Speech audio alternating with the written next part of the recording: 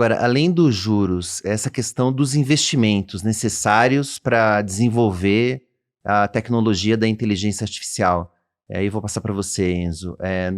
Também não se trata de um risco, teve o Sam Altman falando de trilhão de dólares em investimentos, e tudo bem, a OpenAI já é uma empresa que gera receita, mas Mas ainda muito distante do necessário. Muito desproporcional, exatamente, é o que ela precisa investir para continuar evoluindo o ChatGPT. Isso não tem tanto dinheiro assim para a gente bancar essa tecnologia? Eu dividiria em dois grupos, Vinícius. Assim, quando você fala das Big Techs, né, como a Paulo falou, esse ano deve ficar algo como 350, 400 bilhões de dólares. Ano que vem você tem essa estimativa entre 500 e 600 bilhões. Então, somados, as maiores empresas do mundo, você está falando de Amazon, Alphabet, Microsoft, Meta e até a Oracle, agora entra nesse grupo, fazendo esse investimento todo. Tirando a Oracle, as outras elas têm uma capacidade de geração de caixa muito grande. Ainda assim, entrou nesse ponto que você falou, esse investimento ele vai se pagar?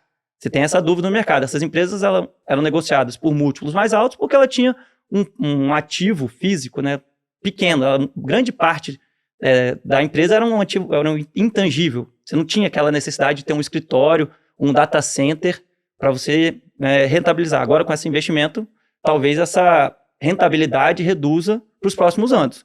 Mas, pelo menos, elas têm essa capacidade de geração de caixa. Acho que essas empresas não me preocupam muito.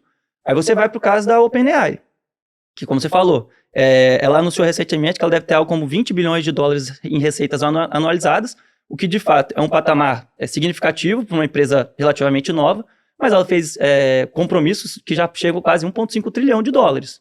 Ela anunciou recentemente que ela deve continuar sendo fluxo de caixa negativo até 2029. E uma dúvida que a gente tem nesse ponto de se os investimentos são sustentáveis ou não, que aí também pode entrar um pouco nessa questão lá da década de 90, é o que a gente fala do vendor financing. Você tem, às vezes, investimento de uma empresa numa companhia e essa companhia utiliza para adquirir recursos daquela primeira. Então, a NVIDIA investiu na OpenAI, que vai utilizar os recursos para comprar chips da NVIDIA. É uma referência circular. Então, a partir do momento que essa roda para, você tem, de fato, uma preocupação maior se esses investimentos são sustentáveis. Então, assim, eu acho que as maiores empresas que têm a capacidade vão continuar investindo, até porque elas não podem se dar o luxo de não investir. Se eu sou a Amazon e vejo a Alphabet investindo, você tem lá as duas oferecendo cloud. Se ela está investindo, ela vai oferecer uma capacidade de processamento melhor do que a minha. E eu vou perder, talvez, muito tempo para recuperar lá na frente. Então, assim, eu acho que elas não se dão o luxo. Você vai ter o risco de ter um overinvestment, porque eu acho que é natural. Teve na década de 90. Mas essas grandes empresas não podem se dar esse luxo. Agora, a OpenAI, como ela está nessa fase inicial, pode ser, sim, um ponto de atenção importante.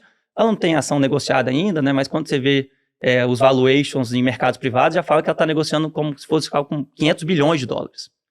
Então, o que isso não está esperando? O quanto de receita os investidores não estão esperando?